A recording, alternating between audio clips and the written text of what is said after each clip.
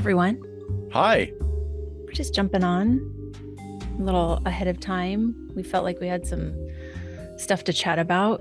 So, I mean, we never want to just leave our guest in the waiting room for too long. So, here we are. How are you, Dr. Scott? I'm doing pretty good. Good. I was, as you know, there's a couple of people that of our listeners that know. I took a week off, including like starting on the Friday that was Veterans Day for those of us here in the US. Genius. So I had 10 days off from work. I highly recommend it. I highly recommend this strange Yeah. vacation staycation thing. It's a good And idea. kind of putting it in between a couple holidays. Yeah, I mean, there was one way they were saying, if you take that first 3 days off, before Thanksgiving as well, then it could be 17 days off. But Right. I didn't really feel like I needed that. I I saved some TikTok that kind of broke it down throughout the year. Like if you take these days off work, you're getting the max days off in a row. So I was doing the same thing. Because I have already like a few trips in the springtime planned. And so I was going through and looking at all my vacation hours and it's 2, 3 days here and that. And then I'm like, I have so much fucking vacation time because Same here. What is you and wrong I with just, us? I don't know. I don't know. I've got like almost 2.5 months of unused vacation. That's Oh, ridiculous. wow. Yeah, that's a lot. Yeah. I think I have um like maybe 2.5, 3 weeks, but because I want to like take 10 days to go to London or whatever when we do that. So Yeah.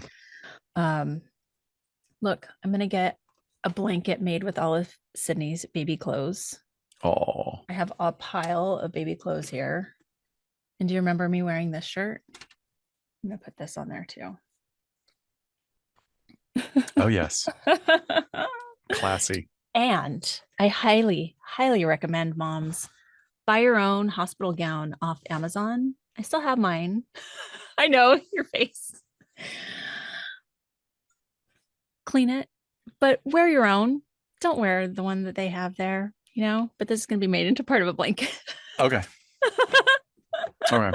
No, I mean those things are cute. My sister Anne, after my mom died, she took all of my mom's favorite seersucker pants as she was an Oh. elderly lady, and she made them into lap blankets for all of us, and it was Mhm. like the sweetest Perfect. gift. Yeah. Yeah, that's what this ends up being. That's what I've done with a bunch of t-shirts. I have as Sydney grew out of stuff that we got her from like different countries and that her grandparents had gotten her, I made her a blanket. So, you got little t-shirts from all over. I did it with all my law enforcement shirts because like, what am I going to do with all that crap? Right. It's like an awesome picnic blanket. Yeah. So, hey, Emily, you made it, taking a break from studying math. Thank you for being here and doing surveys. Um, so what happened this week regarding YouTube, Scott? Well, let's talk about that. Let's talk about it. So yeah, I got a notification this morning that or on the shared email that we have for Mhm. LA Not So Confidential, that one of our videos had been taken down and for violating community standards. Was that the I have the email right here. Let's look at it. Let's see. It says with a megaphone in the in the subject line, Yeah. YouTube removed your content. Our team has reviewed your content, and unfortunately, we think it violates our harassment policy. We've removed the following content from YouTube: video behind the couch, #7, QAnon, but make it fashion. It's like one of my favorite titles too. That was that's a really great title. But now that I'm sure it was that was not an algorithm or a bot that was scanning it. It was somebody that was offended, Yeah, that you we think that were made a complaint? yeah, that made a complaint because we've had versions of that before. We've had versions of that recently. And by the way, for anyone listening to this in the future, again, thank you so much for the reviews. I mean, Yeah. I don't get after this many years of doing this, I don't get as thrown by negative reviews as like I used to, because I want like, well, wait, what are we doing wrong? What are we doing wrong? And I Right. just quickly learned over the first probably 5 years of doing this that like there's some angry people out there, like there, if people want to give you constructive criticism, and they do, and In they the want to best toss us way. 3 stars, I have no problem with that. Right. But some really, really odd, couple of odd things, Feedback. like one, Yeah. one who had clearly, like, we got a very short episode, right? So we got a short episode 2 weeks ago, and a short episode with our necessary advertisements, which are necessary to help us, run the show, Right. just really angered a listener. I mean, she was, or they, I don't know if it was a woman, Hmm. were really pissed off. Interestingly, like when you click on her profile or their profile, they're very critical of some very, very high end podcasts. So I was like, oh, at least we're in good company. Oh, So okay. That's not terrible. yeah. Yeah, it's interesting. The QAnon, I will look and see if we have the video still. If we do, I will put it up on Patreon. The audio is still on Patreon. It's from September of 2020. So, right in the prime of crazy things going on. And obviously, we had done a whole QAnon episode, and I don't know if we had done it yet, if we're kind of gearing up for it. But anyway, it's there. It still exists if you're a Patreon member. Um, and oh well. Yeah. I I guess mean, like, it's really strange because okay. sometimes part of those things is like, well, that's part of our production, and I'd like to challenge that. But then they make it, social media platforms today make it so impossible to make any kind of report. And, what are you going to do? But that's okay. I mean, it's Yeah, yeah, very true. Yeah, so thank you for the reviews. Also, uh, we have like the coolest listeners that have so much expertise seriously in different areas. John, like we love hearing from John after our vintage episodes. I was like, please amazing. tell me you have a blog somewhere with all of this knowledge that you have inside of your head about Hollywood and history and all these weird links and threads of players in Hollywood and crimes. And oh my God, he could do his own podcast and I would devour that. But Also, then go ahead. well, I was going to say along those same lines, which episode was it? It was something within the last couple of months, Mhm. where we were talking about legitimacy within our field, and I clearly stated that you cannot be called a psychologist anywhere in the US unless Right. you have a doctoral degree and you're licensed. Hmm. And we had a really great listener just give us the updated information, and she was correct. She's absolutely correct. It was the one exception, which is Texas, Totally. and Texas allows you to say you can call yourself a psychologist, apparently even without a degree, Yeah. Yeah. which is very strange. So But keep that stuff coming too. Like Scott said, even if it's a critique or an addition of research that we missed, that's absolutely the way to do it. And we 100, well, I'm not going to say 100% because I know I've gone back to the emails and been like, shit, we didn't write this person back, but we will absolutely engage and, thank you for that. And then if it's something that we need to change in the future, we certainly do. But yeah, we've had one strong reaction to a recent episode in which someone just decided to kind of voice that, not with us directly. So yeah, and that was, thankfully that was an outlier, yeah. and particularly one that was such an outlier where I actually had concern for the individual. But Hmm. Um, I am Dr. Scott. I have a bunch of letters after my name, but I'm not the world's therapist. Yeah. Yeah. That would, but so I have to even be careful about, I mean, you have to be careful in our position to even, like, I can't tell somebody directly, go get therapy, because that implies that I'm saying there's something wrong with them, and then they can spin out. Mm, But it's, I just encourage people that if you're struggling, you know, definitely get it's the an option. support that you need. Get the Yeah. support that you need in Yeah. whatever way that looks like. Yeah. It's interesting. You and I were texting about you know, how we choose to use this platform and the content and how we just want to present ourselves. I mean, I think you and I are therapists that certainly we have our professional roles, but we're also just very real people, kind of with everyone that we're with, whether it's clientele, whether it's in a different sort of professional capacity like consultation or something like that.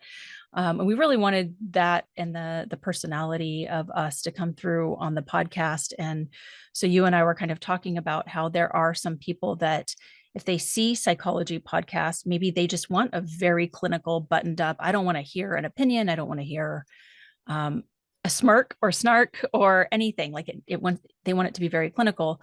And then there's other folks that are like, no, no, no, no, this is also true crime. And we get it that it's like, you know, a safe space to kind of listen and feel and talk about all the things that we think, which is the area that you and I find so fascinating. Um, and it reminded me of a time when I was leaving, I think it's when I was leaving our internship.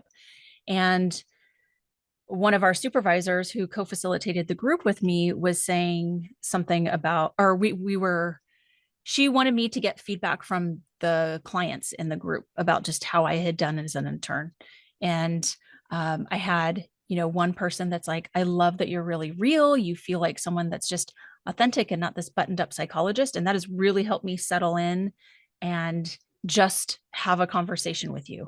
And then I had another person like right after him that was like, I don't like the fact that every once in a while you cuss. I want my psychologist to be a little bit more buttoned up within that. And I thought, what a great example of just the variety of perspectives and what people want. However, that was a clinical setting. That was not an entertainment setting. So it's just interesting what people are No, going to it's take away or expect. yeah, but it's a great illustration, exactly that you. I mean, to use it as to reduce it completely to just say you can't please everybody. Oh You yeah, know, yeah. we are taught, especially at the master's level. You know, the program I went to was very highly invested in looking at all of the clinical perspective through a social justice frame, and Mm, um I to this day I find it incredibly invaluable. It's one of the core values of the Antioch school system.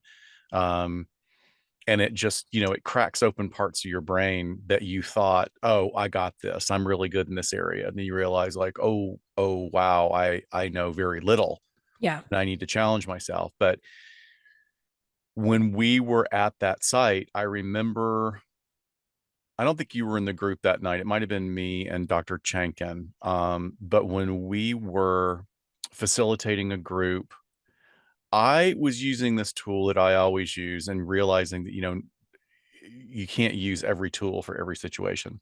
Sure. And one of the things I said was a little bit of a one downing, like, hey, you know, I get it, like your experience is very different from mine, and I don't want to come across as this guy telling you what to do. And I had one client cut me off, and she said, that's the reason I'm here. Mm, You know, she had just come, and she was one of the recent parolees, and she's like, mm-hmm. I don't need to hear any more crap from my peers that, you know, talk this and this. Yeah. I want to hear from the experts. I want you to tell me what you know what to do. It was very interesting because then, you know, somebody piped up right after her and said, I don't agree at all. There you You know, go. I There don't you agree at go. all. I don't vibe with much of what he's saying, and I don't. And he was apologetic, like, I know you're a good person, but like what you say doesn't work in my world. And it was just like, it was a great conversation. But yeah, you can't please Oh, everybody, and it's making me miss group therapy. group Group therapy is therapy was my incredibly jam. powerful. I loved doing group therapy just for It's those moments, you I know? know it's harder than individual therapy and easier at the Yeah. same Oh, time. totally. Yeah. Yeah. Yeah. Exactly. I also wanted to point to you guys to our spotlight page on our website because Scott and I spent a good chunk of time. Yeah, it was a good time also. Doing a lot of guest spots on other podcasts. So please go and check those out. I'm sure a lot of it is stuff you have heard us talk about before because that's what people want us to talk about on their shows. But just in the last few months, you guys, I went on Silver Linings Handbook and talked about my background coming from law enforcement into forensic psychology. And Scott and I were both on Crawl Space. We talked about the serial killer Dean Corell with Tim and Lance, or Coral. And then we did the 2 episodes of the Long Island Serial Killer podcast. We talked about a lot of things. We talked about psychopathy and some other related issues to just kind of what's going on over there. Crime Lines and Consequences. So if you guys don't know, that's a new podcast from Eric from True Consequences and Charlie from Crime Lines. They have started a new show together, and we talked about the radicalization of incels with them. I think that was my favorite conversation we've had about incels. Wow. I mean, we've done it so many times. It just, I don't know, the way the conversation flowed and some of the things I think that we talked about just felt a little bit more, I don't know. It was just like a deeper dive. I know we hate that term, but Well, no, we don't hate it. We just get called on it because we use it so much. well, everyone uses it so much. I think that's why I'm like, ugh. Well, Yeah. but I also wanted to say too, I have had the unbelievable opportunity to work with Josh Hallmark on Unsafe Spaces. That was my next one. Which it's on there. Yep. I'm still like, I was talking to our mutual friend Kaz, like, are you sure does he really want me on his show? It is so good, you guys. If you're not listening to Unsafe Spaces, I mean, if you guys listen to True Crime Bullshit, you know his style. Yeah. This is just beautifully done. I just think you're awesome. People and the thoroughness with which he approaches his work is really great. And I would also encourage people, look, we have an episode coming up next week about a documentary review of a gay serial killer, which is pretty brutal.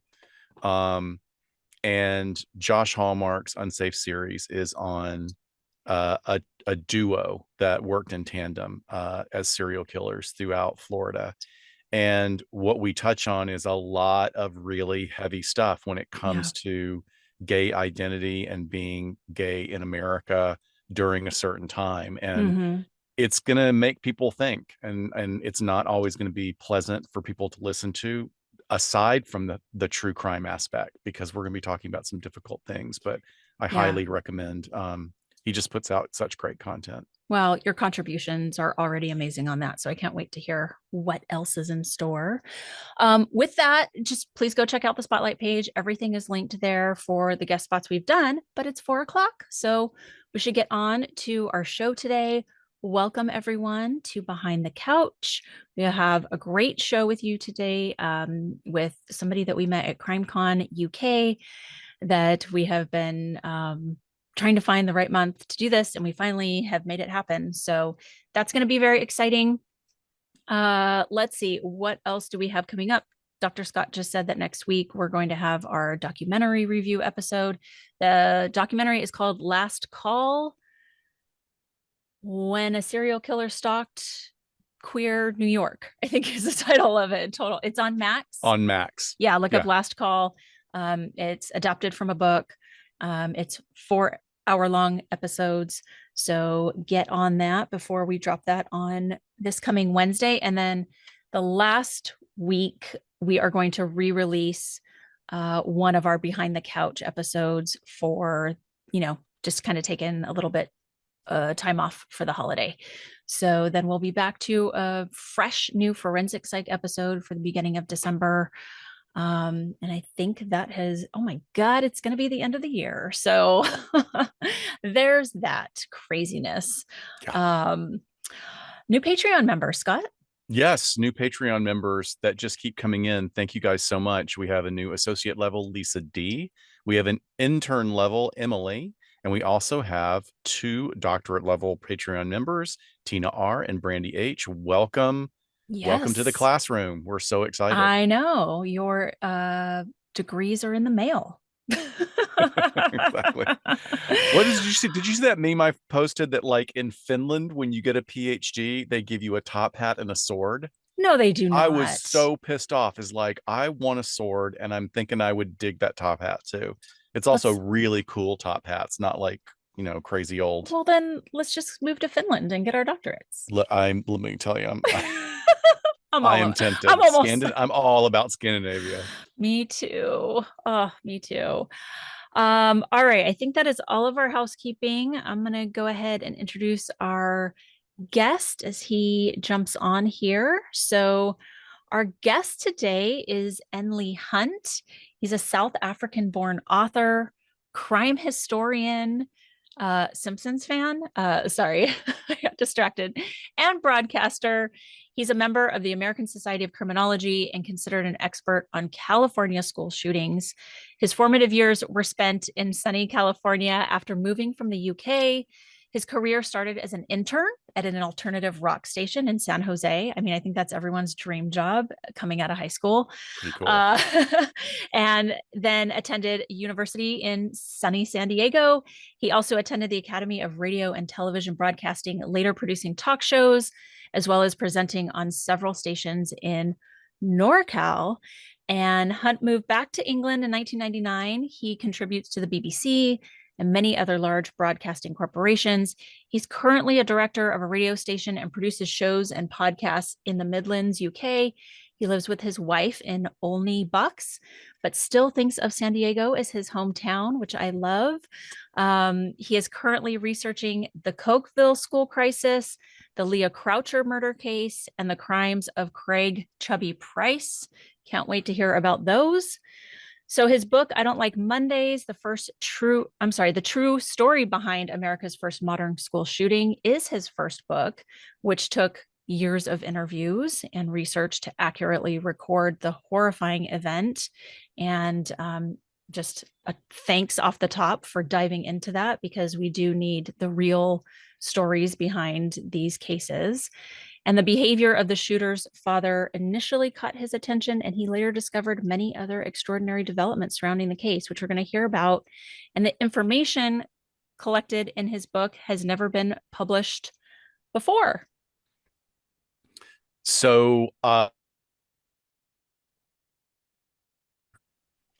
uplift in this particular uh, book, he really unravels a mysterious character, Brenda Spencer, who is ostensibly at the time of the crime an ordinary teenager in 1979. And her actions really indelibly etch her name in the history books, as well as inaugurating a new harrowing era in American history. For those who are completely unaware of this case and maybe stumbling across this recording sometime in the future, we just want to give you a little bit of background about what happened. She was gifted a rifle for Christmas, and Brenda executed a very meticulous plan to assault the elementary school across the street from her home.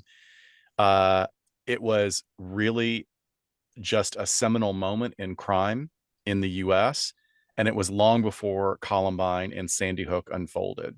So the resonance of that ominous Monday was immortalized by the Boomtown Rats in the haunting melody of I Don't Like Mondays.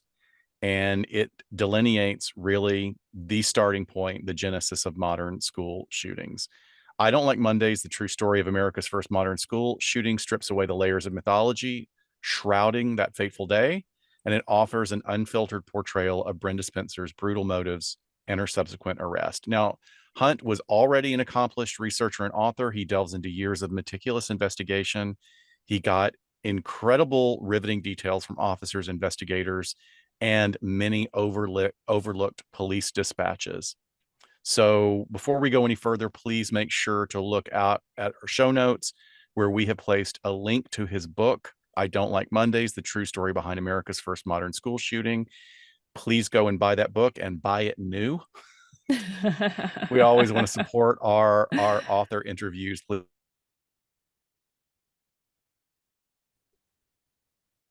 Sorry, Very Scott, you much. glitched for me, but Yeah. Hello. You Hi, know what, Emily. Shiloh? Yeah. Thanks so much for having me. You make local radio sound really, really snappy. I've never been more than just a local radio guy and proudly about community, but you made it sound like I was really accomplished. Thank you Oh my gosh, that's for our upgrading job. my career. Yeah, brilliant, brilliant. I Yeah, mean, local radio is what I've done. That's where I began my stuff, and crime was just something that was the hobby.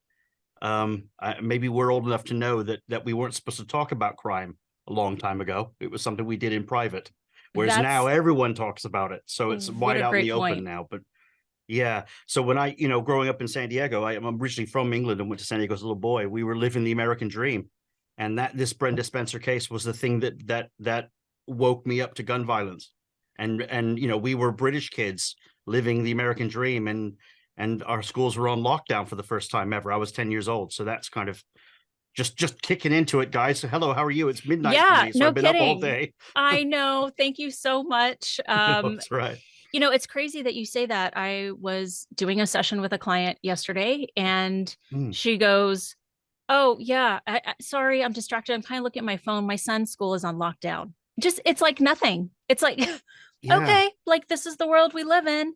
And I'm like, well, like, how are you doing? Like, let's process that a little bit. And, it was just a threat that they had to lock down, go classroom by classroom. And to think Well, that back then, what would a lockdown even do to a 10-year-old kid's mind? back in 79 in San Diego, I mean, we were close to the Mexican border, and we had, the immigration thing has always been a hot ticket in American politics, American issue. But we had the Russians. We were already practicing our drills for the Russians. We were scared of killer bees from Brazil. There were loads of things as a 9-year-old. I don't know if you guys did you remember that in LA? Were you guys in LA then? Uh, I don't remember remember killer bees from Brazil, but we have since had some out of Canada or something recently. Yeah. So as an impressionable 9-year-old, and this is the age of the victims. They were 7 to sort of 12-year-old children. I mean, this is what Yep. we're talking about, how vicious this crime is. Killer bees was our big scary thing, and it scared 9-year-olds. This was something I was worried about. We went to bed closing the window on hot summer nights, thinking the Oh. bees were going to get us. We didn't realize that a teenager across the road could shoot at us, and now it's within the common consciousness, and the phenomena has just it's just gone crazy. So 1979 was a different time for sure, for sure. So, Leigh, you have such a diverse background. Can you tell us how you made your way into this genre of true crime? Was there an interest in your family that led to Yeah. this, or what? How did you make it along this journey? Well, my father was a journalist. He came from Fleet Street. He was actually the editor at the Evening Tribune. So it was his team that actually spoke to Brenda that day and got the famous quote. But he was Oh, my wow. dad had edited books about Jack the Ripper and Lizzie Borden, and he'd been part of. He was a big. How would you put it? He was a ripperologist, I guess is what we called it back then. But again, nobody spoke about true crime, and it was something. I saw the books that he read around the house, and we were all avid readers. This is before the internet, so you had to actually read books. And I would read the crime books, of course, privately, and wouldn't share it with anybody. By the time I was 15, I was openly talking about how I was interested in the FBI's, how they were doing their profiling, and I was already reading the books by Douglas and getting into that by 15. And I was the weirdo. All my friends were like, "That's the creepy guy who likes crime," because we learned back in the 70s and 80s that obviously if you listen to Ozzy Osbourne, then you're going to go kill somebody, you're going to eat a Right. bat. And if you're an Alice Cooper fan, or if you play Dungeons and Dragons, this is was the California lifestyle. So it was believed that I was the weird guy because I liked crime. Of course, now everybody loves crime, and Yeah. i'm You're i'm like, i'm joke's one on of the you. many. I'm at Yeah, CrimeCon. yeah, look what I started. So it's kind of just been, I think, what brought you guys in to do what you do. I think it's just a fascination and the wonderment of how do people do what they do, and what's the psychology around it. I'm more of a why done it than a who done it. And I think the Brenda case, and this is why I wrote the book, and why my first book was about Brenda Spencer, is because this was the case that changed my world. This was the one that happened around where I lived. My father was the editor who edited it. My mom was one of the paramedics who were called out. It Wow. actually affected to San Diego. It was a small city actually in Yeah. 79. It's not the math. I mean, it was a big city, but it isn't nearly as big as it is now. And it happened in an area of San Diego that nobody knew about. So when you Hmm. ask about how I got into crime, you know what? you know, the Jack the Ripper books, the pictures of the crimes. I thought that was reading those books. I used to flick right to the pictures in the middle of the book, Yep. the gory stuff, and it Yep. was just it. You know, I don't know if you know the pictures I'm talking about, the Jack the Ripper crime scene photos, and there's the Lizzie Borden crime scene photos. Those are the two crimes where I just, you know, seeing that and thinking how horrific that is. And it's still in my mind. I think those pictures, when I say them, I know exactly the pictures I'm talking about. I still think they're the greatest crime photos ever taken. There's some really interesting research out there about brain structure and limbic function in individuals who can look at disturbing photos but not get overstimulated, like over physiologically around. And there's a spectrum, like the ones that like become creepily obsessed with it, you know, that's problematic. But for those of us that share that, like I can look at that as well. Look, if I'm at a horror movie, I completely like, I'm this, oh no, I don't want to see it. If, you know, if I'm looking at photos, there's sort of a dispassionate, you know, this was a person and now this something horrible's happened to them. But there's a lot of research coming out that's very interesting about our level of resilience for being able to tolerate that kind of content. It's very interesting. Yeah.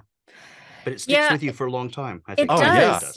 Yeah. I mean, I'm thinking my mom had the almost encyclopedia volume of Crimes and Punishment. And my parents were cops. And so I had this very real idea of just crime happening, but to think, oh, people are writing about this. Like this is something people are studying too. It kind of opened my eyes to that. But I was the same way once I got into that true crime section of the bookstore, and oh, good, this one has the pictures in the middle. Yeah. Well, in the 80s, Time Life did a really good series on some of the psychopathic killers. You know, the ones that aren't credited to anybody, just so these edited journals. Yes, and they were advertised on television. And I always, you know, I had insomnia as a teenager, really bad, actually, all the way into my 20s. I had insomnia quite bad. Maybe because of the photos I was looking at as a 10-year-old. Anyway, and these Time Life adverts were coming on television, and I bought those books. Oh my gosh. Yeah, I think I have one. I picked it up at like a garage sale. Yeah, but they're really good, you know, and all, you know, there was Ed Gein, you know, and Albert Fish, and these people are, you know, they are well-known American deviants now. And I think when you say those names, people immediately know what we're talking about. And, you know, we used to watch Psycho for our information on psychopaths and killers, whereas now I think you just coined I think you may have just coined the perfect name for a punk band, well-renowned American. yes. Rolls off the tongue. That's awesome. You know, let's not lie. When I wrote my book, I was very worried about, you know, the cult of personality. I was very worried about, you know, glorifying Brenda. And I came to grips with the fact that this is going to happen. I can't write this story, and I think it's important to write because of what happens and how it happens, and all the things that happen outside of the crimes. And we'll get into this, but you know, it was the first lawsuit for a school shooting, for example. Ooh. People sued the father. You know, there's a lot of stuff that happens around the crime that is horrific for the victims and the neighbors and the friends and the families. It's not just, you know, so. Even though it is the story of the shooting, it actually it's the whole aftermath. It covers a raft of things, including people who pretend to be heroes. It's just that's it's a bizarre. Yeah, it's a bizarre story all the way around, and I'm sure every crime like this, and there's too many of them, has their own silly, quirky stories within. But this is the one that I think started it all, and I think there's a lot of copycats from it as well. Super interesting. I mean, to just ponder on those. But so I remember at CrimeCon, you coming to our table and you telling us, hey, this is the book I wrote, but my dad is the one that got, you know, basically this very, very famous quote. Take us back a little bit. So that happens, right? Your dad is involved. Your mom obviously is involved. Tell us a little bit more about that. And then why all these years later, you decide to write this book about Brenda and this scenario. So yeah, we came from the UK. My dad was a Fleet Street journalist. He was working at the Trib. You know, San Diego compared to North London is paradise. I mean, absolute paradise compared to anywhere. Yeah, it's just gorgeous where we lived, you know, and we were living in Point Loma, right on the water. It was just living the dream. And my dad came home. We heard about it at school. I was in elementary school, I was 10 years old, and we heard about it. My dad came home and he said, we're going to click on the news and we're going to watch this and we need to talk about this. And it was one of those real parental sit down, talk about moments. And of course, at 10, you're like, oh God, what is this about? And I started watching it, and I knew some of the people on the news because they were friends of my dad from the media. The newspaper was on the table because he brought it home. We were reading the article. I'm thinking this going, hold on, the house across the street, like what? The house right across the street from elementary school. So for the rest of that year, every time you walked to school, you were walking past houses across the street from your school. We walked into the front of the school, and you always kind of looked across thinking, it could have been that one, and maybe I took it to heart because my dad and his team actually spoke to Brenda. So we had a long discussion and talk about it, and it sat in our heads forever. Because we were British as well, we went over to Britain that summer, and the song had been released and everyone was talking about it. And these people are from that town. Oh, it must be terrible. You live in San Diego with all that crime, everyone's shooting each other everywhere. Of course, we know it's not like that, but from the perception of Europe, that's what they thought. You're lucky to be alive, kids.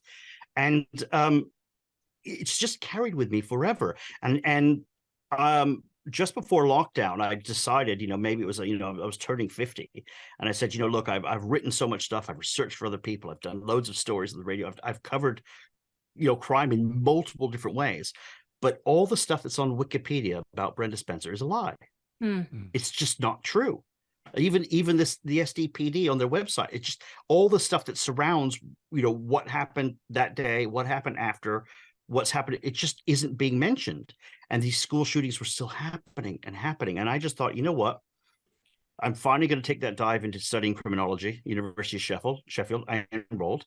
They gave me the dissertation, gave me a list of things that, you have to cover and all these aspects. And as I was going through it, I realized that all the things that happened in Brenda Spencer's case kind of ticked all those boxes.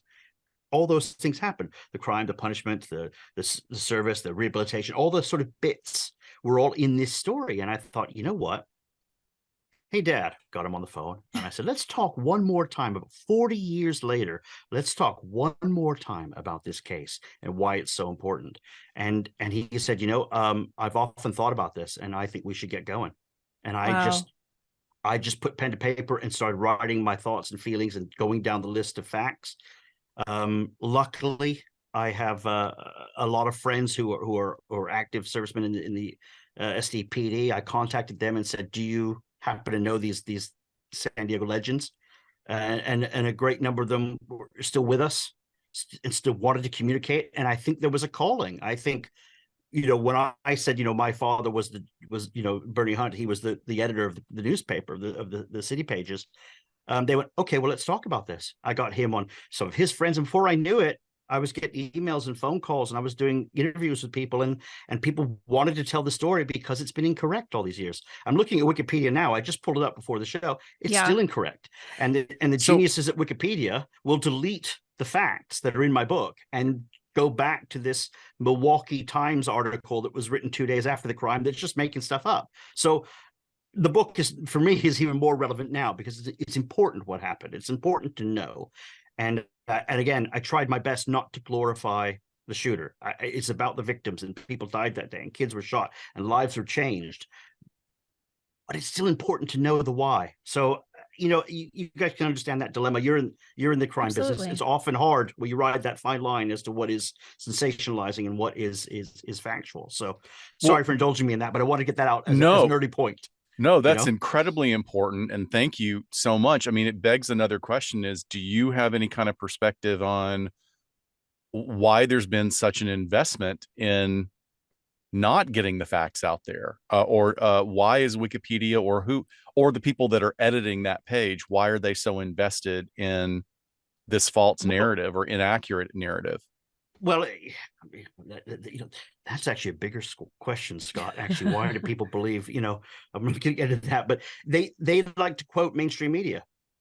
Okay. And the New York Times can write an article in 1979, January 30th, the day after, that just picks up a trailing story, a quote from somebody. AP picks it up. For example, it says in Wikipedia, it says that she was sleeping on a mattress in the living room with her father, with the house full of alcohol. Well, My book has 5 photographs of the crime scene. There is no mattress in the lounge. There is no house full of alcohol. So, sorry, New York Times, sorry, Milwaukee Journal. Great story, but not true. And that's important because this is not a house. Very important. Yeah. It's not a house where she was just drinking alcohol and crazy hippies pick up a gun. It's just, well, there's a word for that. It begins with B and yeah. S is the other. And that's a very, convenient narrative, I'm sure, around the time, and especially just like hippie culture and where people were kind of going with that, sort of like the satanic panic in the 80s, right? Like it just kind of fit a narrative. And building on the Manson cult before that. Totally. Right. Well, and there, if we can segue into the story, because I think please, yes, give us a rundown of what happened. The 70s were a weird time. A lot happened in the 70s that made people rethink the world. We could say drug use, we could say the free to be thing, we could say the different movements, the empowerment. There were loads of things happening. The Manson murders changed California forever. Patty Hearst changed California forever. Brenda Spencer, I think, is the third in that trilogy to change America forever. And even on the newspaper article of the day, she picks up the gun and shoots the school. Patty Hearst is actually being exonerated. It's actually the second article on that page. So you can see how the times are. There were far more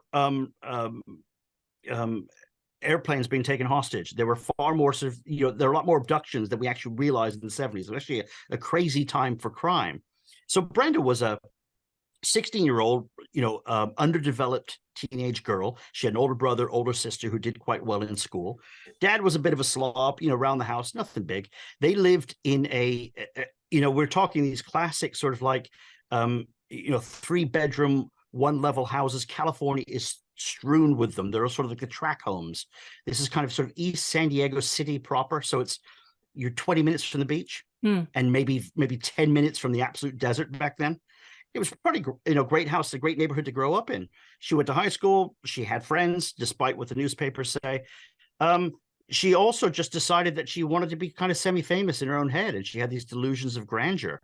Her father did buy her a gun for Christmas a month before the shooting, but her family was from Arkansas. I talk about this in my book, and I've explained this to many British people, that actually isn't that strange. She was bought a 22 rifle. It's considered the children's gun. Yep. Don't quote me on that, but that, it's considered a low trajectory weapon. But again, there's the old saying as well that, you put enough holes in it, it'll eventually go down. And that's how the gun was advertised, interesting enough. But she had a BB gun, a pellet gun, and she had a little pump pistol that she had as well. And she had knives because they went hunting, and the father owned land down in South San Diego. He wasn't poor at all. In fact, he had a pretty good job and a very solid pension, and actually had investment property in Potrero, just near the Mexican border, despite what the newspapers say being poor and just isn't true. But again, this was the 70s. So, she was running the streets with all the kids. It was safe San Diego. There was never anything to stop her being herself and free to be. She chose to, break into the school across the road that she ends up shooting the summer before. She had stolen, Coke from the local shop. She had stolen bits and other things from shops. And every time she was arrested, she was taken back to her dad, and the cop said, "Don't do it again. Off you go." And so she never really had any type of, there was never any punishment for her crimes. There was no consequences. Right. She was living sort of in a consequences home. Her parents divorce. The parents argue.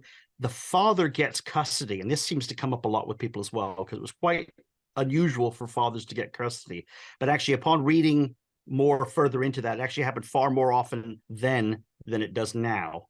But so she moved in with her father, and it turns out that happened because the 2 older children wanted to live with dad instead of mom because they didn't want to move house. Loads of reasons. So one Monday, she tells her father that she's got PMS. She doesn't want to go to school, and she's having these horrible pains. And dad didn't know how to deal with that. Dad was a simple dude. He didn't know what to do, so he let her stay home. And this is the bit I want to get into this, because this is something that's quite important. She had her pellet gun and her BB gun, and she had her 22 with a sight on it. She broke two pieces of glass out the bottom of the front door. It was one of those classic doors, you know, where the top half has the little diamond shaped glass. You can picture the house in the 70s. She broke the two bottom ones and put both weapons out. So she had an intent of firing her pellet gun. And then she obviously, I mean, I suppose it doesn't kill anybody. She then realizes the 22 is the better weapon. And I want to cast our minds back. I'm just going to tell the story because this is really relevant also. Let's cast our minds back to 79. There were no paramedics. There was no 911. There were no bulletproof vests for the cops. There were no ambulances. The police drove the ambulance vans. We were going right back to the really early days of California. So she picks up her weapon. Parents are arriving in their cars. She's about 50 feet from targets. She just starts unleashing on children and just starts shooting them. And the parents are in their cars. This is a low caliber weapon. It's a 22. It's making a pop sound. It could be fireworks. It was the Chinese New Year just over the weekend, and fireworks were going off around. Yeah. You know, nobody, was it a car backfiring? Was it just kids dropping a book? What for whatever reason, people kind of stood there looking around, not knowing where it came from. She that day, she shot 11 people, killing the principal, and Mr. Mike, who was the custodian, who'd come running out. The kids were shot. You know, these were career educators. These were, you know, if San Diego had a Hall of Fame for teachers, these people would be in it. These people were lifelong educators. They ran to the help of the children, and as soon as she saw the adults, she shot them right in the chest and killed them quite viciously. All the children were kind of shot in the arms or the hip or the lower back and, you know, wrist. For whatever reason, she targeted the adults. Police were arriving on the scene quite quickly after the call to downtown. They were coming from all different directions. It just so happens that at 8:30 in the morning, when this was happening, the night shift was going home and the morning shift was coming on. It was really that simple. So luckily, both are arriving. Both are running into harm's way, not knowing where the bullets are coming from, locking down the school. Officer Rob, quite a new police officer, comes running onto the scene, straight to one of the victims, takes a bullet in his neck. He survives and manages to drag the bodies away. Unfortunately, they passed en route to the hospital. Snipers arrive. Heroes are made that day. They lock the house down. They surround it. The phone rings inside her house. The cops, obviously not knowing where the bullets are coming from, but the reporters downtown where my dad was working, it's actually Mission Valley then. They say, hey, we hear there's a shooting going on in San Carlos. And of course, all San Diegans will say, where's San Carlos? Because it was just this small little bed-sit community that nobody knew about. They pick up the old directories. You had the crisscross directories, the old Haynes manuals, where you could look up the address and find the phone number back before data protection, you know, back when we knew everyone's business. You could just find out all this information. So they call the house that's across the street from the school. A girl answers. They say, what's going on? We hear there's a shooter. And she says, yeah, it's me. Wild. And, you know, my dad's standing there and the reporters are all standing there and they say, well, why are you doing this? And she says, I just don't like Mondays. It livens up the day. Got to go do some more shooting. And she put the phone down. And I think in that delay, the police were able to secure the area. They drove a rubbish truck, a big garbage truck right in front of the school. So she couldn't see where the children were running. Great intervention, by the way. I mean, yes, given and like all those systems that weren't in place, like you were absolutely right, illuminating there. It's that great improvisation. It's late for me. It's one of those things. They just did what they had to do. Incidentally, as a side note, and I know I'm rambling, but I just want to get this out for you guys. I've had a lot of coffee. It's midnight for me. As a side note, while I was writing this book, Uvalde happened. And while I was actually editing, I'd actually finished the book. While I was editing the section that was where the police were running into harm's way and snipers were being set up without bulletproof vests, without a real SWAT team, without any type of technology within their defense, I'm watching the news and watching police officers run away from the scene. And I'm thinking 40 years, 40 years, and we've learned nothing. Well, I will say that's a huge anomaly, and other cops are super pissed at them. Yes. To just No, put I it agree. Big bluntly. deal.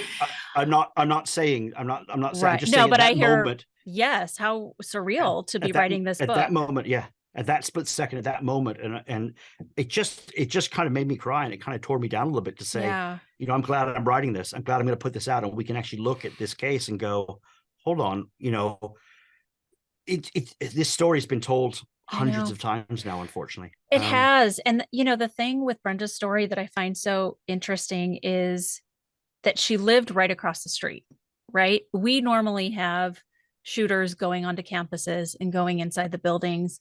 And if this were to happen today, I think it still would throw people for a loop, because you think it would be coming from campus, not the house across the street. Nobody thinks that it's going to be the perpetrator that lives across the street. Such a weird Yeah, confluence of events. And she yeah, attended that school in elementary school, right? yeah. She did many years before, and she would have known the custodian. Right, right. Yeah, I now this is the controversial part, I guess, in my book, because I reached out to Brenda. I wrote her a letter, Okay. Yeah. and I said, I've spoken to the police officers, I've spoken, and I'd like to ask you a few questions. Hmm. And she and I are still pen pals. And in fact, she wrote me just the other day. Okay. And we have a kind of relationship. I'm not saying we're friends, but you know, You I have a keep up rapport with with her to her. see. I do, because you know, I don't, you know, I just do. I think it was one of those things. I've written this book about you now, and I'm still kind of interested in how this is going to play out. She has parole coming up. You Hmm. know, there's still a story to follow. I'm going to do additions on the book until this, you know, until we get some sort of resolution. She still isn't coming clean with what happened.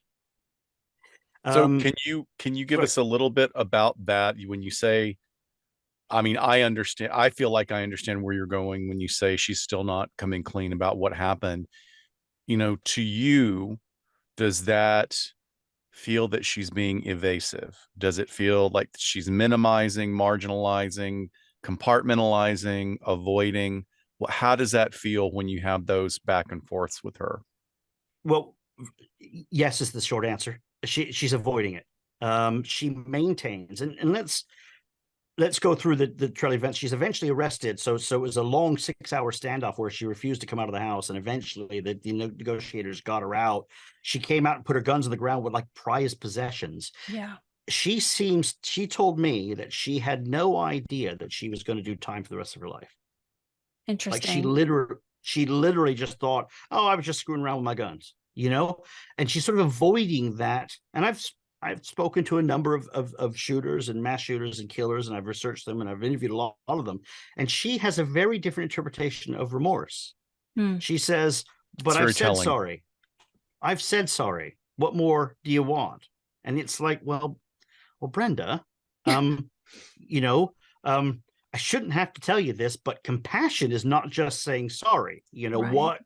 what have you done? Well, I've been rehabilitated. I'm in classes, I'm doing programs, and she's highly intelligent. This is not somebody who is you know, it's tough, because I think because I've become her pen pal as well, I'm no longer impartial. You know, Sure. I've made her appear human. And I think that's what I was trying to avoid. Well, But it's happened because I don't, I've gotten into it. let me say in your defense and in the defense of anybody that takes on the massive undertaking of trying to shed light on a very complex issue, is that regardless of how we feel about her and the acts that she committed, she is a human being. Yeah. And Yes. Yes. something, and while we can be completely confounded or flummoxed by those, that very strange sort of non-emotional or non-compassionate response she gave you, you know, there's probably a lot of factors that led her to getting to there. And this is something that we talk about on our Mm, other shows, is like, it could be, is there brain chemistry or their underlying diagnoses that nobody's ever been made aware of? So I just think it's incredibly valuable that you have maintained this relationship. yeah. Yeah. Who knows what can come from that? You may be the one person that she trusts to start building that kind of communication. That was certainly my push towards the end of our community. It's like, you know, what's your next stages? She said, well, I didn't get parole. I can't believe it. And I said, well, I can. Mm-hmm. you know, and most recently her best friend in prison, one of the Manson girls, was released last year. Yeah. Or was it earlier this year? Sorry. They Earlier were this best year. friends. Yeah, earlier this They, year. they were best friends. They lived across the hall from each other. Hmm. So I'm not saying she emulated the Manson sisters, but she would have known them very, very well. And then she went into prison and became friends with them. So Interesting. there's something in that that's odd. Well, The that's standoff is it. Sorry. no, go ahead. Go ahead. I was just saying the standoff is interesting in what she does in that time frame. She didn't know the electricity was off. She says she was on PCP. Interesting enough, was the only drug they couldn't test for. You know, her toxicology came back as negative. For almost 11 years, she claimed she didn't do it. She claims that she saw, you know, aliens or whatever. You know, I'm paraphrasing, but she made many different excuses for what happened. It wasn't until many, many years later that she sort of came clean and said it was me. And then almost 5-6 years later after that, she then says that she was interfered with by her father. And that was the bit that got me. That when I read that, I thought, okay, I need to start investigating this further. And I knew what had happened in their family. But in the book, I go into more detail about it. Her father, who was a pretty creepy dude, all in all, if I can put it in simple terms, he was visiting Brenda in juvenile hall twice a week. It was only around the corner from him. San Diego, back then you could get everywhere quickly in San Diego. Mm-hmm. And he became sort of friendly with Brenda's roommate in juvenile hall, a girl younger than her who was in for arson. Her name was Sheila McCoy. And he became friendly with her. When she was able to go to an open prison where she could leave and come back each evening, and it was sort of like an integration into society, he then picked her up and took her to his house, knocked her up, had a baby with her. Oh no. Raced Oh, to no. Arizona to get married because she was under 18. And as she was living in the house, neighbors see this girl who looks like Brenda coming and going out of the house. So they call the cops. And the cops come and say, you know, they're thinking Brenda's gotten out of prison. How could this girl be out of prison? She just shot up this school. She should be in for life. And the cops go to the house and say, what's going on? And he said, oh, it's a friend or somebody, you know? Mm-hmm. Anyway, they have a child. The child's born. Sheila McCoy is now out of the picture, and her life, you know, sadly, she never turned into much. And Wally's passed away, and the same house is owned by the daughter. And Boy. and this story that Brenda tells of being interfered by her father, I'm not in a position to suggest anyone lies about this sort of thing. It's quite a heavy thing to announce, and it's probably a lot off her shoulders, but there actually was no evidence or information to suggest it's true, other than the fact that her father clearly likes underage girls. And that's something that needs to be considered. Yeah. And so I if we're looking at a motive, or we're looking at some sort of, you know, tell me why, sorry to use that expression, that's something that could lead us that direction. And now she's taking more time on that subject and really developing that into here's what happened. And she's telling more and more about that story. And in fact, that's coming out. She has another parole hearing coming up next year, and there'll probably be more on that subject about her father now that he's passed away as well. So, you guys are doctors. There's a lot of things we could say about this and where this goes and why this happens. And not everybody who's a victim of such things commits such crimes. And you know, I'll let you lead on this thing. You know more about it than I do, but if we're ever going to get close to possibly why it happened, that may be the closest thing for me. Well, certainly sounds like there's some interesting family dynamic factors occurring that would have been helpful to know at the time that she committed those crimes. I'm still I'm still processing the fact that he perpetrated upon another minor, and then she's now residing in that house. What happened to Brenda's older siblings? The brother passed away. He had a few marijuana arrests and some DUIs and stuff. You know, poor guy, never really became much. His mom still lives around the corner in the same house. The sister moved up to Northern California, incidentally, to another community called San Carlos, but in a different up in Northern California. She married a police officer and doesn't speak to Brenda at all. Father's dead, mother's alive, brother's passed away, and she essentially doesn't speak to anybody in the family at all. There's no connections to Arkansas anymore, and I think all of her friends are the many family that she's made whilst in prison. Sure. There's a solid network in that area around Riverside and then the halfway houses. And I think she has a real solid friendship network. Is She she speaks at very Chino? highly. She's at, I guess it is called Chino. It's got Chino. many names over the years, isn't Yeah. it? It's the California Institute for Women. Right. Near Right. Corona, Chino. Yes. Yes. They change the name every 10 years just to confuse us, right? Yes, they do. Scott worked for the California Department of Corrections. Yeah. He knows. That's exactly what happens. Yeah. It's just a fascinating case where through prison, she's done a number of different things. She, even though her toxicology was clean, she did all of the Narcotics Anonymous, all of the drug programs while in prison, even though there's no evidence to suggest that she was a drug user. So Well, it's something to do. It's something to do with there. So. I guess Well, so. She's ran the programs. Well, that's also part of, one of the biggest challenges in any correctional system, especially in state correctional systems, is boredom. So, and they tell you the running commentary, if you want to really prepare for parole, you need to take advantage of every single program there is. So people will sign up for anything and everything, whether or not it actually really applies to them. But then again, also, one of the things that seems like there might be problematic for her is that she is lacking a little bit of insight into the necessity to fully own her responsibility in these actions, and parole boards look at that. They really do.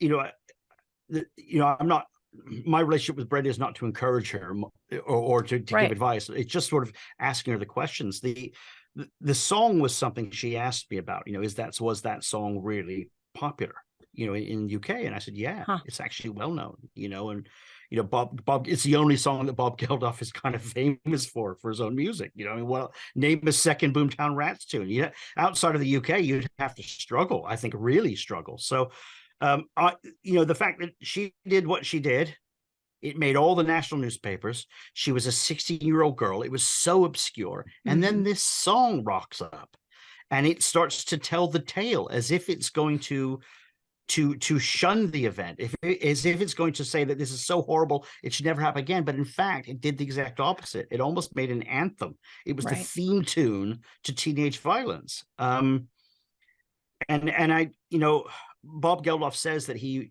got a letter from Brenda saying, "Thank you for making me famous." So I had to go right into Brenda and go, "Brenda, is that true?" And Brenda says, "No, I never wrote Bob Geldof. Who's Bob Geldof? How does someone in prison write Bob Geldof? Do you know what I mean?" So Bob may have got a letter from someone named Brenda Spencer, but it wasn't Brenda Spencer at the CIW. Yeah. And I'm not saying Bob's a bad guy, but he does have a part to play in the legacy that is American school shootings. Right. He just does, and I think that's something. I think that's hard to live with. But at that time in 1979, punk was still going in Britain, and Cash from Chaos, people wanted to make money. It still happens today. There's nothing new about it. And unfortunately, the phenomenon of school shootings continues. I'm just glad nobody's writing a song every time it happens, Isn't that the truth? Imagine. So yeah, so we know quite a bit about mass shootings and school shootings now, and one of those things is we know that they don't just snap, right? And there's a lot of takeaways, I think, that we can kind of look in hindsight to Brenda's scenario, but with your research, with your observations, and now we know, correspondence with her, aside from the fact that maybe she had been sexually perpetrated upon by her father, what else do you think has contributed to her pathway of violence? And again, our listeners know this, but under this umbrella of violence is both suicidality and homicidality. And there's a lot of crossover. And another stark point of research that we know is that most mass shooters are suicidal before and during the event, right? They do not plan on surviving that. So maybe, also I want you to speak to what factors do you think were there? And then just out of curiosity, was there any suicide by cop verbalization from her at the time at all? prior to the event, there was never a mention of suicide. She certainly had there was some depression stuff. And again, seems to be well documented everywhere that she was going to counselors for depression and suicide. In fact, I spoke to that counselor. I can't seem to find any fact surrounding that. But certainly she was truant. Certainly she was down and out. And certainly she was taking her father's prescription drugs and smoking her brother's pot. And there was drug use. My belief in talking to Brenda, and she maintains that it was going to be a suicide by cop, and I just chickened out. Got it. And I believe that. But there is one thing that still makes me wonder, is that all of the letters she sent to family and friends whilst in prison, and we're talking during the trial, during the plea bargaining, during the time that her dad was shacking up with a 17-year-old, she was still writing letters saying, when I get out next month. Interesting. She still hadn't really figured it in her head. Again, she'd had no consequences for anything she had done. It's like delusional or not accepting what had happened. But also, she broke 2 holes in the glass, one for the pellet gun that was not going to kill anyone, and one for her 22. There's a side of me, and I'm not a doctor, I'm not a psychologist, I don't know, but there's a side of me that thinks that she was so ignorant in so many ways and so immature that she may have thought that I wasn't going to kill anyone with my little pop guns. But I don't think that changes the fact that suicide by cop was the motive. Sure. Do you know what I mean? Like, I'm somewhere in between. I don't know, Scott, if you want to weigh on that, because you've done a bit of work on this. I haven't got to the bottom of it with Brenda herself, and she just hasn't accepted where she is and what's happened yet, or doesn't want to. She maintains she has no memory of the event because of PCP. But I keep going back to, why did she fire the pellet gun? This is not, all of the school shootings, nobody's brought a slingshot with them. This is the only, so. Yeah, true. Well, isn't it interesting that, this is such a seminal event in American history, and it is just this watershed moment that inspires so many copycats. Copycats have their own motivation. And I guess here's the thing, as someone who doesn't have nearly as much, inside information as you, is that someone else can have a completely different motivation, but they can look at the tool that she used, or the modus operandi that she used, and go, oh, this is a way for me to get my needs met. But I think you're hitting on something that is really important, is we don't know what was going on for her. And it's completely within reason that she was not aware that she was going to, with this limited range gun, that she was going to be killing people. And that can be true despite the fact that she was an experienced hunter, or her dad was an experienced hunter. The drug thing is very interesting, though, because although it was the 70s, PCP was not like that regularly used by white people in San Diego living in a weird sort of commune setting in a ranch house. And by saying that, I don't mean to make a racial inference. I'm just saying I mean, PCP is more of a street drug that was, I mean, if you're saying that her brother is a pothead versus somebody who uses something so hard, it would seem like there would have been a lot more calls from to that house by police if there had been hard drug use. Smoking pot in 1970s California is not that big a deal. People grew their own all over the beach communities. I grew up in the beach communities of San Diego. Look, it just wasn't that big a deal. And it's certainly not a big deal now. I've been to California recently. Boy, things have changed. Yes. Right. Yes. Well, and PCP is, the classic scenario is the person running around with no clothes on. They're not calmly laying on the ground, lining up their scope and shooting people. It just that doesn't feel like it fits very well. There's some side stuff that happens in this story that brings San Diego really together. The families that were victims sue Wally, who's Brenda's father, at the house because his home insurance. They claimed that because she was inside the house, the home insurance should have to pay for what she did. Okay. and it gets sticky, but it's used as Interesting. a sort of template all the way into the Columbine, similar scenario. Hmm. It's used as a template. The legality that happens in the aftermath. There's a couple chapters on that. The lawyer who represents the victims is his last name is Broderick. He's later shot and killed by his wife Betty Broderick, Yes. who is quite a Yes. famous. Whoa. So that connection between the Brodericks and the Spencers. Wow, that's right. There's a school security guard who hears there's a shooting, so he races over and tries to help the cops, a real rent-a-cop type. He claims that he drove the truck that blocked the shooter, and he gets all these awards. The cops then produce a video showing that he's not driving it. Great. He gets fired, then he sues the school. He makes all this, there's all these crazy things that happen. Yeah. And when it's all over and you kind of, the whole story is kind of finished, I look at it, and Brenda is not the craziest person in this story. There's a lot of crazy people in this story. And as I've researched other school shootings, and I'm actually in communication with a number of different school shooters in California, all of them recount stories of people in their lives or in the aftermaths that get involved. And it's quite, it's there's something there, and I'm going to research that going forward. I've got some more stuff to go into, but the people who, and I guess I'm one of them too. I'm not innocent because I read all about them too, and I talk to school shooters, so I'm not innocent. But there certainly are a number of people who get involved in the aftermaths that murky the waters, and yeah, the doesn't help. So. It's kind of that weird crossover with like the stolen valor, and then people that are with the false victimhood. There's the people that claim they were, that they lost spouses in 9/11 and it didn't happen, and all of that. But I had no idea that this was an hours-long barricade situation with a negotiation. And as someone who works on a crisis negotiation team, I found this fascinating. Please tell me you got to speak with a negotiator. Was it P.E. Olson? Was he the negotiator? Yeah, Paul Olson. He's still around. Great guy. Is he? Yeah, he's in Minnesota now. Almost all the cops from San Diego have sold up their expensive California properties and bought palaces for the rest of America.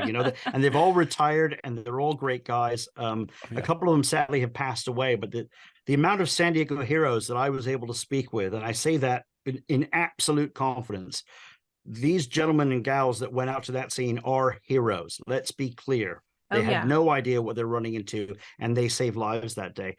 Paul Olson is a real straight talker. He's into his farming stuff in Minnesota, and he will say, "Let me get out my notes," and disappear, and then say, "I'll email you," and then write you an email with all the information you want, but just keeping enough of it, for you to not giving me all of his notes.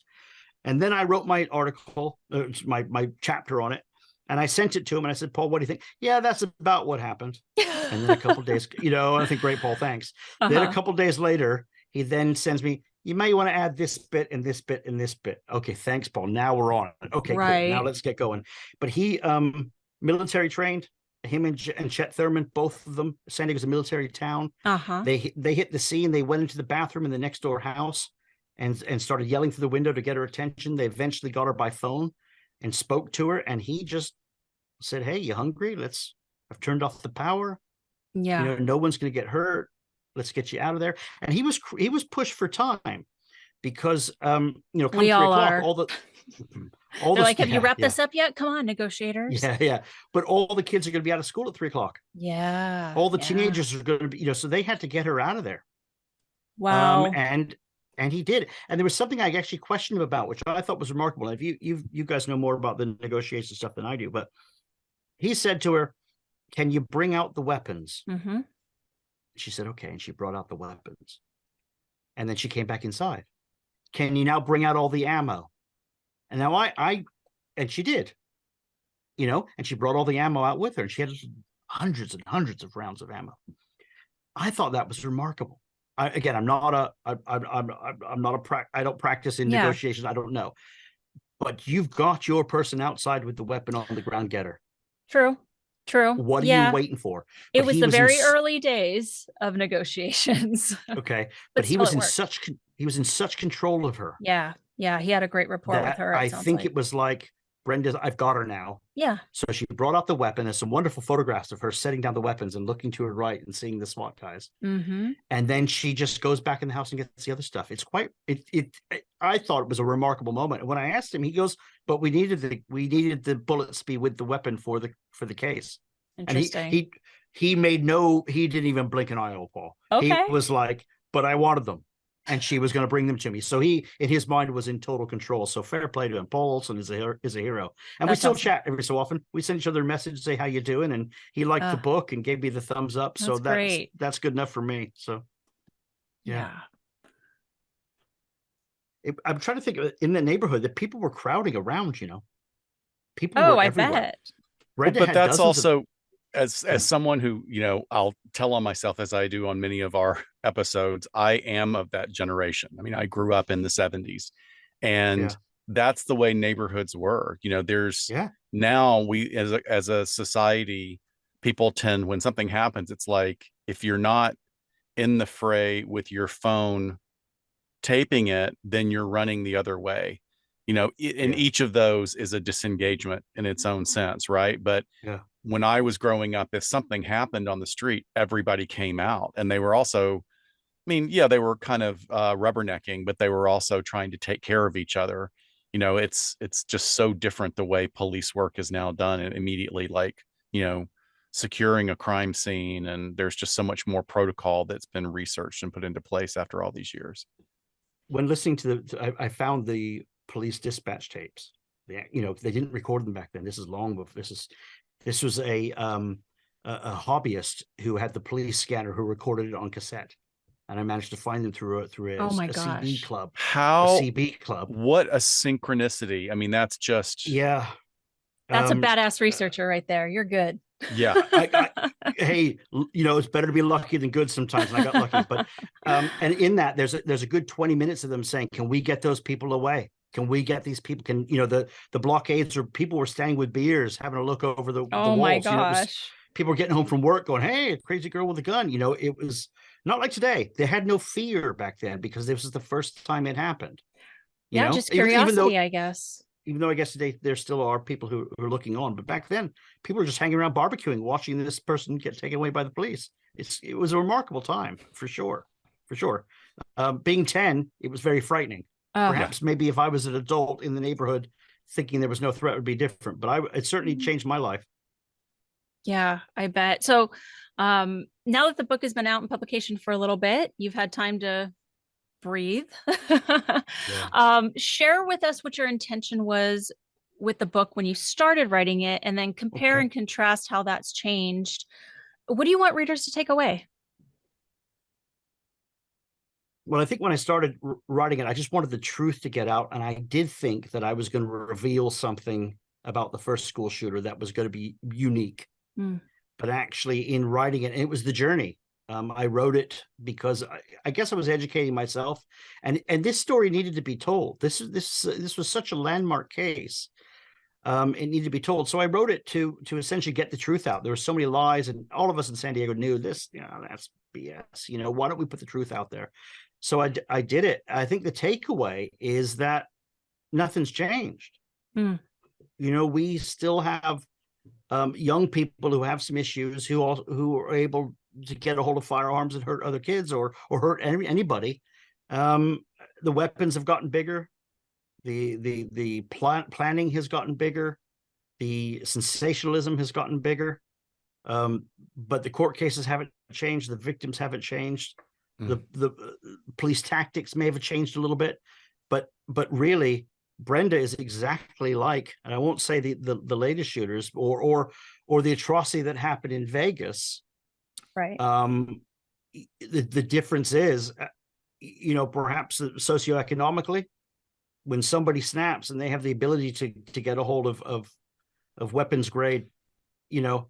And look, it's easy for me in Britain to sit here and go on about the gun violence and go on about gun legislation. But the fact remains that Brenda had a low caliber weapon, and her ability to kill more than two people was very difficult. Yeah. Shooting many was quite easy for her, and it could have been much worse without police intervention.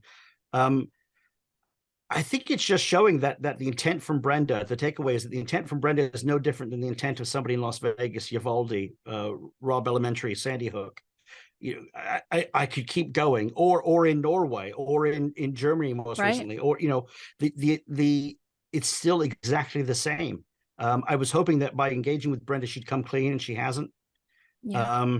But which we're is still working which on is that. fascinating and notable in itself. It is. After 40 years to have not budged is very telling. I mean, without, third party diagnosing someone, I think that you've hit on something incredibly important, as well as I just want to emphasize that maybe that is one of the biggest things that we take away from this, is that nothing has changed. Mm. Yeah.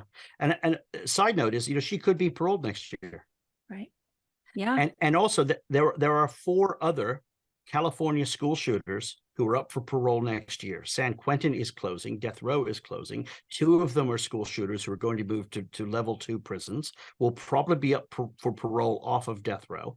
I'm not suggesting they shouldn't be paroled. Some of them have done incredible journeys in the rehabilitation in prison. Brenda's not one of them. Mm. Mm. But I think that that's a very honest and authentic response coming from you, someone who has had so much interaction and done such an amazing job of researching this.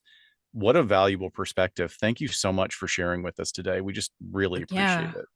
Thanks for having me, and thanks for indulging me. I've had about 10 cups of coffee trying to stay up late enough to talk to you guys. And thank you so much for your kind words. I would say to you that being on your show and actually listening to your podcast, guys, keep doing what you do. I absolutely love it. It's been a real honor speaking to you today, and I can't wait for the next CrimeCon, and we can sit down and have a bourbon and talk more about this. You're going to be there, right? Because I would love to, and maybe we can collaborate. Maybe we could put something together as a presentation on this, if you'd be willing to. Let's talk about it. I'm all ears. I think you guys are great. I'd love to work with you. Yeah, let me know. Have your people call my people. We'll do lunch. Sounds good. That would be us. Shiloh is my people. Yeah, we can't wait to hear what's next for you. But for our listeners, for our watchers, where can people find you or your work? And we'll put links. But if you have any otherwhere that you would like for them to follow you, let us know. What now? Yeah. I'm on social media. I'm not great with social media. I like the research more than the marketing part, than the internet abuse. But do find me. Reach out if you want. I'm easily found, and the book is on Amazon. It's I Don't Like Mondays. It's just the true story of perhaps the first school shooting, and it's not like any story you've ever heard before.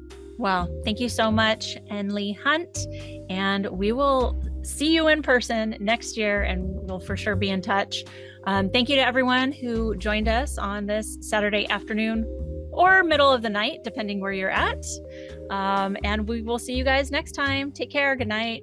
Get some rest in, Leigh. Get some rest. Good night. Good night.